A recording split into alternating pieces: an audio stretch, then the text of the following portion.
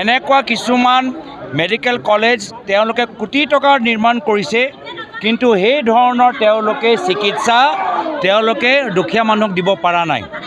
আৰু যদি সঁচাকৈ দিব পাৰিলে, যদি সঁচাকৈ তেওঁলোকে কোটি টকাৰ যোগেদি উন্নত চিকিৎসা দিছে, তেতিয়া আজি অসম, আপোনালোকে চাওক দেই, Assam Assam among bottom 5 states in health।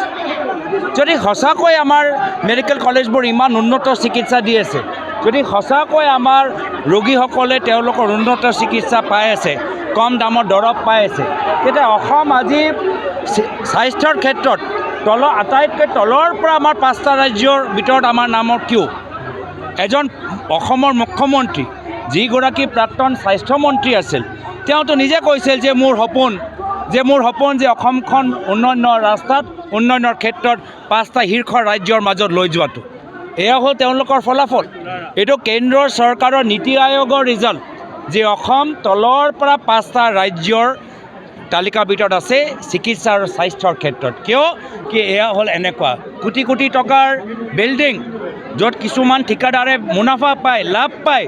PWD বিভাগৰ মন্ত্ৰী কোন আমি নাজানো নেকি? আৰু ভিতৰত কি? ভিতৰত চাওক, নতুন বিল্ডিং আপোনাৰ বাহিৰৰ পৰা লাগিব, নতুন বিল্ডিং আমিতো ভিতৰত গৈ আহিছোঁ। ক'ৰবাত মকৰা জাল, ক'ৰবাত ষ্ট্ৰেচাৰবোৰ ভঙা পৰি আছে, ক'ৰবাত আমালোকৰ পেচেণ্টৰ ভিৰে নাই। যদি ইমানেই উন্নত পেচেণ্ট দেখাই পোৱা নাই, সেইকাৰণে এইখিনি যে কথা, বাস্তৱ কথা, আজি মাত্ৰ লখিমপুৰ মেডিকেল কলেজৰ কথা নহয়, সমগ্ৰ অসমৰ ভিতৰত এনেকুৱা এটা চিকিৎসা অৱস্থা, যাৰ কাৰণে আমাৰ দুখীয়া ৰোগীসকলে আজি তেওঁলোকৰ ওপৰত প্ৰভাৱ, নেপাল যাবলৈ হয়, বেংগলোৰ যাবলৈ হয়, পুনে যাবলৈ হয়, এইখিনিয়ে কথা আজি আমি ফাদিল কৰিছোঁ। এই যে আমাক কোনোবাই হয়তো সুধিছে যে উন্নয়ন হৈছে নাই, এইটোৱে হ'ল উন্নয়ন। বিল্ডিং হৈছে কিন্তু চিকিৎসা হোৱা নাই, এইটো নল আছে কিন্তু জল নাই। তো উন্নয়ন মানে কি? পানী পাইপ বহাইছে কিন্তু পানী নাই, বিল্ডিং বনাইছে কিন্তু ডক্টৰ নাই, দোকান খুলিছে কিন্তু দৰৱ নাই। আজি তেওঁলোকে ফাইটাৰ জেট নমাইছে, কিন্তু জাজিৰ পৰা ডিমৌৰ যোৱা ৰাস্তাৰ হাইৱেটো চাওকচোন, অৱস্থা নাই। ৰাষ্ট্ৰীয় ঘাইপথৰ তোমালোকে জাজিৰ পৰা যাওঁতে তেওঁলোকৰ অৱস্থা নাই। ডিমৌত খবৰ লওক কি অৱস্থা, দিশত খবৰ লওক কি অৱস্থা। যে এই কাৰণে আমি বাৰম্বাৰ এইখিনি যে কথা যে সময় পৰিৱৰ্তনৰ যাত্ৰা যোগেদি ৰাইজৰ মাজত লৈ গৈছোঁ, সেইখিনিয়ে কথা লুকাবলৈ আমাৰ বিজেপি দল আজি আমাক বাধা দিবলৈ চেষ্টা কৰিছে। লখিমপুৰ মেডিকেল কলেজৰ আধাৰশিলা স্থাপন কৰাৰ আগত অসম বিধানসভাত ইয়াৰ তেতিয়াৰ বিধায়ক ঘন বুঢ়াগোহাঁই, বিহপুৰীয়াৰ বিধায়ক মই ভূপেন বৰাই এই মেডিকেল কলেজৰ আমি প্ৰস্তাৱ দিছিলোঁ। আৰু 11 চনত যেতিয়া আধাৰশিলা হৈছিলে তেতিয়া আমি উপস্থিত আছিলোঁ। আৰু মেডিকেল কলেজখনৰ প্ৰথম গভৰ্ণিং বডিৰ চেয়াৰমেন মই। আজি মই এজন লখিমপুৰীয়া হিচাপে অত্যন্ত লাজ পাইছোঁ, অত্যন্ত দুখ পাইছোঁ যে ইয়াত আমাৰ ৰাজ্যখনৰ যিকোনো নাগৰিক অহাৰ অধিকাৰ আছে, ভাৰতবৰ্ষৰ যিকোনো নাগৰিক অহাৰ অধিকাৰ আছে। কংগ্ৰেছ দলৰ সভাপতিজন যে ইয়ালৈ আহিছে, ইয়াৰ পৰা লখিমপুৰৰ মানুহৰ লাভ হ'ব। কি লাভ হ'ব? যে এই হস্পিটেলখনৰ অভাৱ অভিযোগবিলাক লুকুৱাই ৰাখিবলৈ চেষ্টা কৰা হৈছে।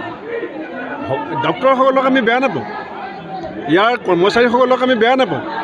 ডক্টৰসকলক মই গৌৰৱ গগৈ ডাঙৰীয়াৰ সন্মুখতে কৈছোঁ যে তেওঁলোকৰ চিকিৎসাও ভাল, তেওঁলোকৰ ব্যৱহাৰো ভাল, কিন্তু আমাৰ বহুত অভাৱ আছে, বহুত ডক্টৰৰ পোষ্ট অভাৱ আছে, বহুত মেচিনৰ অভাৱ আছে, বহুত কোঠাৰ অভাৱ আছে, আৰু খৰচ পাতিৰ ক্ষেত্ৰতো বহুত টনা আজোৰা ঠেলা হেঁচা কৰি হস্পিটেলখন চলি আছে।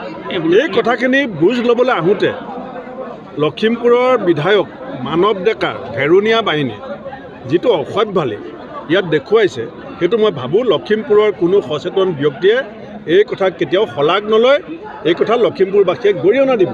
এইটো আমাৰ সংস্কৃতি নহয়।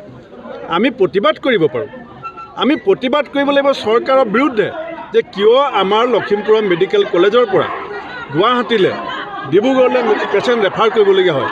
ৰেফাৰ হোৱা পেচেণ্টসকলেহে গম পায় যান্ত্ৰণাটো, যে ইয়ালৈ আশা পালি আহি পেলাই এতিয়া ইয়াত দুদিন থকাৰ পাছত তেওঁ আকৌ ডিব্ৰুগড়লৈ যাবলগীয়া হয়, গুৱাহাটীলৈ যাবলগীয়া হয়, MRI কৰিবৰ কাৰণে প্ৰাইভেট নাৰ্ছিং হোমত যাবলগীয়া হয়। এই কথাখিনি যদি বিৰোধী দল হিচাপে চৰকাৰৰ সন্মুখত ক'বলৈ বিচৰাটো অপৰাধ বুলি কয়, তেনেকুৱা অপৰাধ আমি সদায় কৰিব লাগিব।